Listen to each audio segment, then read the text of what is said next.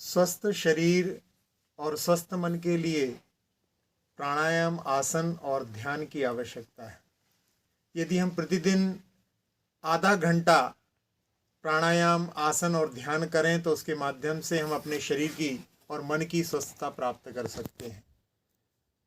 आज आपके लिए यहाँ पर कुछ आसन, प्राणायाम और ध्यान की विधि बतलाई जाएगी।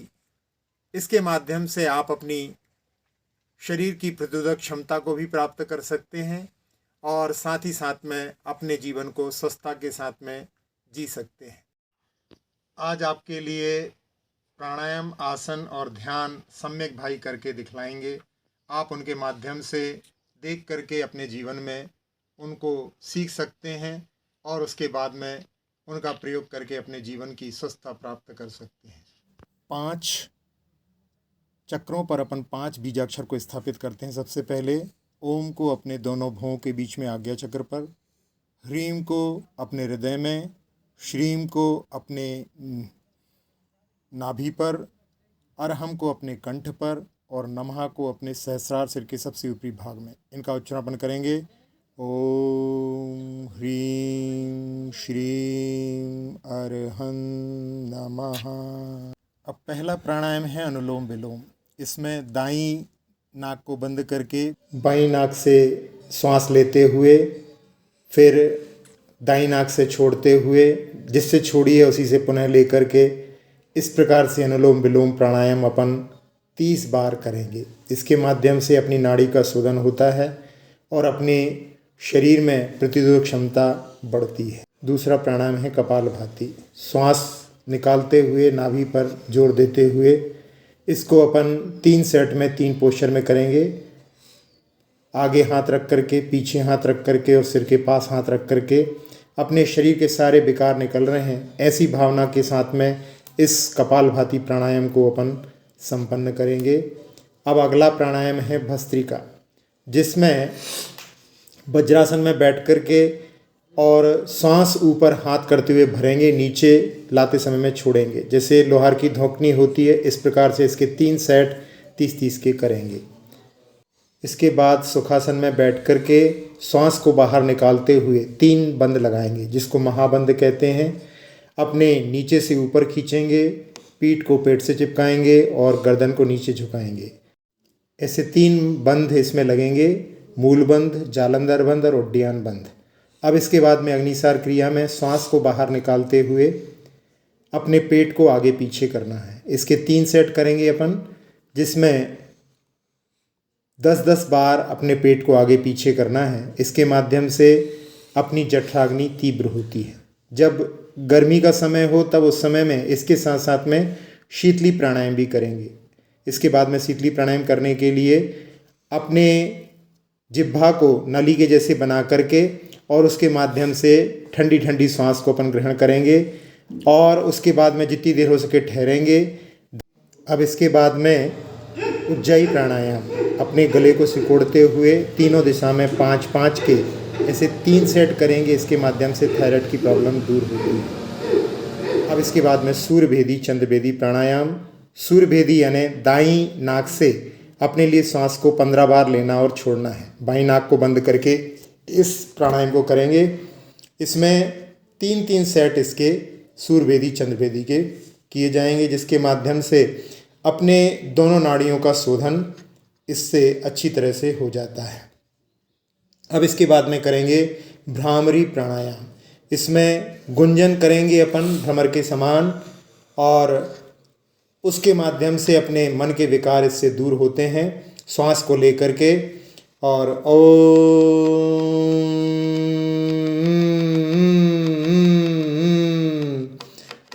अब पैरों का व्यायाम करना है। दोनों पैरों को फैला लें आगे और एक हाथ की दूरी पर दोनों पैरों को आजू बाजू में घुमाएंगे। फिर दोनों पैरों को मिला करके घड़ी की दिशा में और घड़ी के विपरीत दिशा में 10-10 बार इसको अपन घुमाएंगे। ये पैरों के पंजों का सूक्ष्म व्यायाम है, केवल पंजे ही इसमें हिलेंगे। अब पंजों को आगे पीछे करना है। इसके बाद में एक को आगे एक को पीछे करना है। फिर अंगूठों और उंगलियों का सूक्ष्म व्यायाम, उनको आगे दबाना है और उठाना है। इसको अपन 10 बार कर सकते हैं।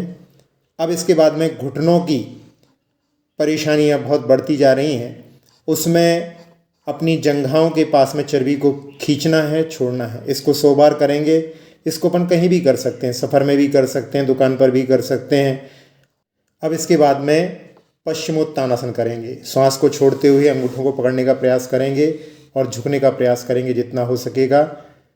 ये स्ट्रेचिंग भी प्रतिदिन के लिए बड़ी आवश्यक है, इसको प्रतिदिन अवश्य करना चाहिए।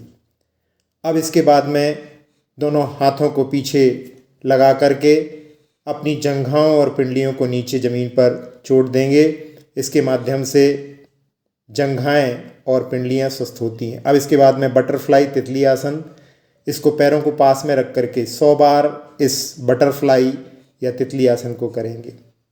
इसके बाद में अब है अर्ध मत्स्येंद्र आसन। इसके माध्यम से अपने शरीर का आकार संयमित रहता है। दोनों दिशाओं में इस अर्ध मत्स्येंद्र आसन को करेंगे। अब इसके बाद में गोमुखासन। ये स्ट्रेचिंग भी पीछे हाथ ले जा करके बहुत ज़रूरी है, दोनों दिशाओं में इसको करेंगे। ये भी अपने लिए प्रतिदिन अवश्य करना चाहिए। अब इसके बाद में हाथों की एक्सरसाइज। हाथों में पूरे शरीर के बिंदु होते हैं। मुट्ठी बना करके अपने हथेली पर चोट देंगे। इसके बाद में दूसरी दिशा में हथेली के पीछे भाग में भी अपन मुट्ठी बांध करके दूसरी मुट्ठी से चोट देंगे। इसके बाद में उंगलियों को आपस में मिला करके उंगलियों के बीच के पॉइंट भी वहाँ पर दबाएंगे। फिर आगे के पर्वतों को और पीछे के पर्वतों को आपस में दबाएंगे। फिर पूरी ताली जैसी बजाते हुए करेंगे। फिर साइड में और अंत में कलाई को आपस में रगड़ते हुए कलाई के पास के बिंदुओं को इसके माध्यम से दबाव से उनमें जो भी विकार हैं उनको दूर करने का प्रयास करेंगे। अब हाथों की कलाइयों को आगे फैला करके आगे झुकाने का प्रयास करेंगे। इसको अपन 10 बार। फिर दोनों मुट्ठी बांध करके घड़ी की दिशा में और घड़ी की विपरीत दिशा में 10-10 बार करेंगे। फिर कंधे पर रख करके कोहनियों को आगे 10 बार बड़ा गोला बनाते हुए और दूसरी दिशा में 10 बार। इसके बाद में घुटनों की मालिश करते हुए भी, ये भी कंधों का ही व्यायाम है। देखने में ऐसा लगता है कि घुटनों का व्यायाम है, लेकिन वास्तव में ये कंधों का ही व्यायाम है। इसके बाद में दोनों हाथों को आपस में मिला करके अंदर से बाहर और बाहर से अंदर निकालेंगे। इसके माध्यम से हाथों का पूर्ण व्यायाम हो जाता है। हाथों की जो भी तकलीफ़ें हैं वो सब इससे दूर हो सकती हैं। अब इसके बाद में कंधों का व्यायाम, हाथों को पीछे ले जा करके आगे पीछे 10 बार करेंगे। फिर कलाई पकड़ करके सिर के पीछे 10 बार स्ट्रेचिंग करेंगे। अब अपने सारे व्यायाम कंधों और कलाइयों के, हाथों पैरों के दूर हो चुके हैं। अब खड़े होकर के ताड़ासन, सांस भरते हुए ऊपर उठेंगे। 10 तक गिनती गिनने का प्रयास करेंगे। इसके माध्यम से अपनी लंबाई को बढ़ाया जा सकता है। अब इसके बाद में कमर की एक्सरसाइज। कमर की चर्बी को घटाने के लिए दोनों तरफ झुकने का प्रयास करें। इसके 3-3 सेट अपन दोनों दिशाओं में करेंगे।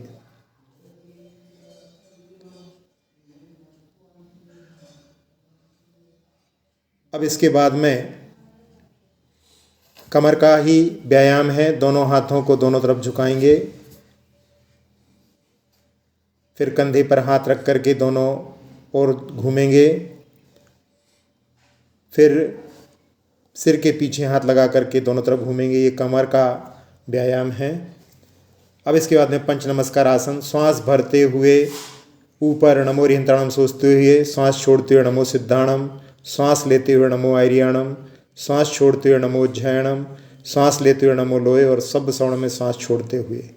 इसके अपन प्रतिदिन 9 बार यदि इस प्रकार से करते हैं तो अपने लिए सर्वाइकल आदि की परेशानी नहीं होगी। और इसके साथ साथ में अपन पंच परमेष्ठियों को भी स्मरण कर सकते हैं, उनका भी प्रभाव पड़ेगा। इसके बाद में कमर का आसन, हाथों को नीचे झुलाते हुए अपनी एड़ियों को उठाते हुए इस आसन को अपन 20 बार करेंगे। फिर सामान्य से यदि ये कठिन लगता है तो दोनों हाथों को दोनों दिशाओं में घुमाते हुए एड़ियों को उठाते हुए इसको भी अपन 20 बार करेंगे। अब कमर का दूसरा व्यायाम, दोनों एड़ियों को पीछे मिला करके श्वास भरते हुए पीछे झुकना है, 10 तक गिनना है, श्वास छोड़ते हुए आगे आना है, पुनः श्वास लेते हुए पीछे झुकना है। इसको अपन को 5 बार करना है। इसके माध्यम से कमर की सारी तकलीफ़ें दूर हो सकती हैं। अब इसके बाद में पाद चालासन, ये चारों दिशाओं में करना है। हाथों को स्ट्रेट रखना है, पैरों को ऊपर उठाना है 50-50 बार चारों दिशाओं में। इसके माध्यम से जंघाओं की जो अतिरिक्त चर्बी है वो दूर हो जाती है, वो अपने अच्छे सुडौल आकार में प्राप्त हो सकती हैं। चारों दिशाओं में ध्यान रखना है कि हाथों को नीचे नहीं ले जाना है, पैरों को ऊपर उठाना है। अब आप थक गए होंगे, थोड़ी देर के लिए बैठ करके आती जाती सांसों में नमोकार मंत्र जपने का प्रयास करें। अब इसके बाद में वज्रासन में बैठ करके मंडूकासन, दोनों मुट्ठियां बांध करके अपने नाभि के पास रखें, श्वास छोड़ते हुए आगे झुकें, सिर को ऊपर उठाएं, जितनी देर तक ठहर सकते हैं इसको करें। 5 इसके अपन सेट लगाएंगे। इसके माध्यम से डायबिटीज़ नहीं होती, यदि होती है तो ठीक हो जाती है। अब दूसरा, इसको और स्ट्रॉन्ग बनाने के लिए मुट्ठी एक हाथ से बना करके नाभि के ऊपर रखेंगे, दूसरे हाथ से प्रेशर दे करके झुकेंगे, सिर को ऊपर उठाएंगे। इसको भी 5 बार अपन कर सकते हैं। अब इसके बाद में सिंहासन, दोनों हाथों को आगे रख के सांस भरते हुए ऊपर और बाद में सांस को छोड़ते हुए जिह्वा को बाहर निकाल करके सिंह जैसी आवाज़ निकालेंगे 5 बार। इसके बाद में हास्यासन, अपने लिए हंसते हुए करना है। आजकल लोग हंसना भूल गए हैं, सारे तनाव को भूल करके खुल करके इस आसन को करें।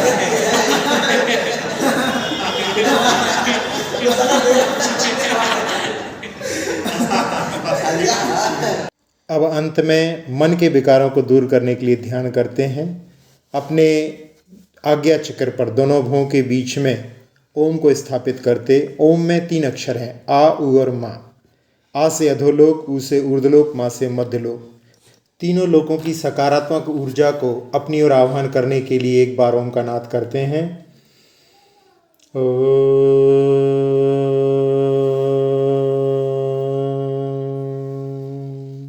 तीनों लोकों की ऊर्जा सिर के ऊपर बरस रही है।